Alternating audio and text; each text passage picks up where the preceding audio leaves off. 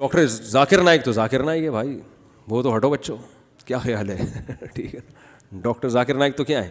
کل میں نے ان کا کلپ سنا, پتہ نہیں کیا سوال کیا, انہوں نے فوراً وہ نکال کے ہندوؤں کی کتاب کا حوالہ دے دیا. ابے یار ہندوؤں کی کتابیں بھی رٹی ہوئی ہیں, عیسائیوں کی بھی رٹی ہوئی ہیں, پارسیوں کی بھی رٹی ہوئی ہیں, صفحے نمبر بھی رٹے ہوئے ہیں ان کے. کیا حافظہ ہے بھائی, پتہ نہیں چیک کروانا چاہیے کوئی اندر. میں نے پوچھا تھا ڈاکٹر صاحب سے, میری ملاقات ہوئی, میں نے کہا کوئی خیریت, کوئی کیا کھا کیا رہے ہیں آپ کھاتے کیا ہیں. میں نے کہا یہ والے بادام تو ہم نے بھی ٹرائی کر کے دیکھیں, جو یہ بادام نارمل جو بادام ہے, یا تو یہ بادام چائنا کے ہوں گے یا کوئی. تو گاڈ گفٹڈ صلاحیتیں اللہ نے دی ہوتی ہیں بعض لوگوں کو. اور پھر بڑی بات ڈاکٹر ذاکر نائک میں یہ ہے کہ اتنا کچھ ہونے کے بعد انتہائی درجے کی تواضع ہے. میں ڈاکٹر صاحب سے 2 دفعہ ملا ہوں تو میں نے ان کو بالکل ایک سادہ سا انسان پایا, نارمل, کوئی پھوں پھاں نہیں ہے.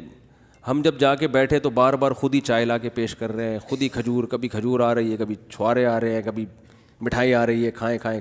اور 2-2.5 گھنٹے ہم ہی اٹھے ہیں, اکرام میں ڈاکٹر صاحب بیٹھے رہے ہیں, حالانکہ بہت مصروف آدمی ہے.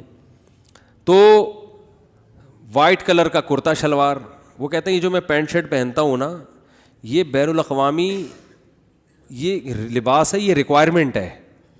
وہ شلوار قمیض میں غیر مسلموں کو بندہ سمجھ میں آتا ہی نہیں ہے, لیکن نارمل ان کا ڈریس ہے کرتا شلوار. شلوار ماشاء اللہ آدھی پنڈلی تک, چائنا والی جالیوں والی ٹوپی پہنی ہوتی ہے, بالکل جیسے ایک سیدھے سادہ ایک مسلمان کا لباس ہوتا ہے, کوئی پھوں پھاں نہیں ہے. تو محنت ہے, کام کو ہدف بنایا ہوا ہے انہوں نے.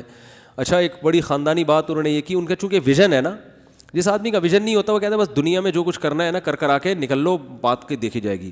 انہوں نے اپنے پروگرام کی ریکارڈنگ کے لیے کروڑوں روپے کے کیمرے خریدے ہیں کہ ان سے بہت ہائی ریزولیشن کی ویڈیو بنے جو اگلے 50 سال میں دنیا دیکھے گی.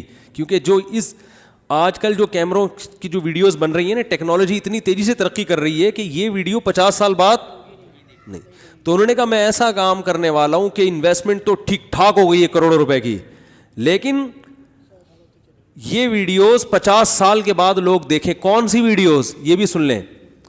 انہوں نے کہا جب میں انڈیا میں بیان کرتا تھا, اسپیچز تھی میری اور پروگرام ہوتے تھے, تو مجھے بہت سے غیر مسلموں نے کہا, حکومت کے اہلکاروں کی طرف سے بھی کہا گیا کہ آپ اسلام کی تبلیغ کریں, آپ اسلام کو ڈیفائن کریں, ہمیں اعتراض نہیں ہے. یہ جو بہت سے ہندو مسلمان ہو رہے ہیں نا, یہ چھپڑ میں ٹھیک ہے, کھلے عام اس کی اجازت بولو, یہ کیمرے میں ریکارڈ نہ کریں. آپ یہ کیمرے میں ریکارڈ نہ کریں. بھائی چھپڑ میں ہندو مسلمان ہو گیا ٹھیک ہے, کیمرے کا مطلب تو آپ تو باقی ہندوؤں کو بھی دعوت دے رہے ہو, باقی عیسائیوں کو بھی. بھائی ایک عیسائی کیمرے کے سامنے اسلام قبول کرتا ہے, دوسرا بھی بولے گا یار کون سی چیز ہے اسلام میں جو یہ اسلام قبول کر رہا ہے, تو میں بھی تو ریسرچ کروں نا. تو ڈاکٹر صاحب کہتے ہیں کہ میں اس پہ ایگری نہیں ہوا. میں نے کہا پورے 2 گھنٹے کی تقریر یا پروگرام ایک طرف, ایک غیر مسلم جو اسلام قبول کر رہا ہے اس سے جو موٹیویشن مل رہی ہے دوسروں کو, وہ ایک طرف. لہذا انہوں نے کہا یہ مناظر آج سے جب 50 سال بعد دیکھے جائیں گے نا ان بھاری بھرکم کیمروں سے,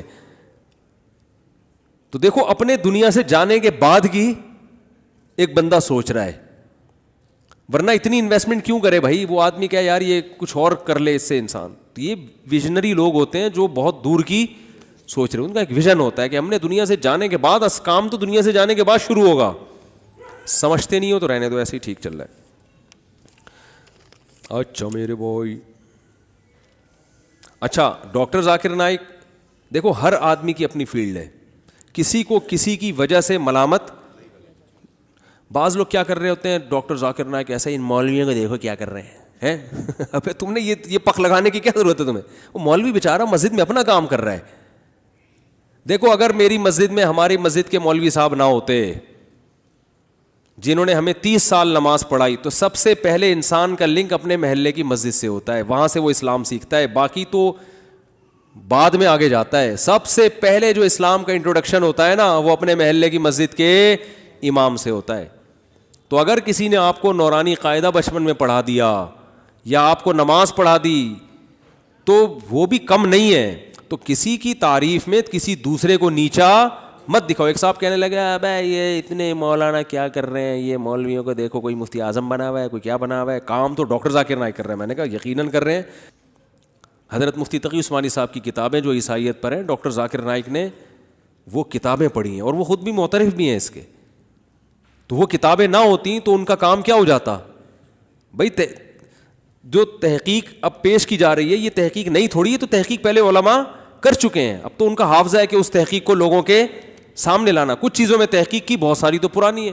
اور حضرت مفتی تقی عثمانی صاحب نے جو کچھ عیسائیت پہ اتنا زبردست کام کیا, اس میں مولانا حبیب کیرانوی جو ہندوستان کے بہت بڑے عالم تھے دیوبند کے, ان کا بہت بڑا دخل ہے, ان کی بہت ساری عیسائیت پہ ان کی ریسرچ ہے. تو یہ سب ایک دوسرے سے سلسلہ جڑا ہوا.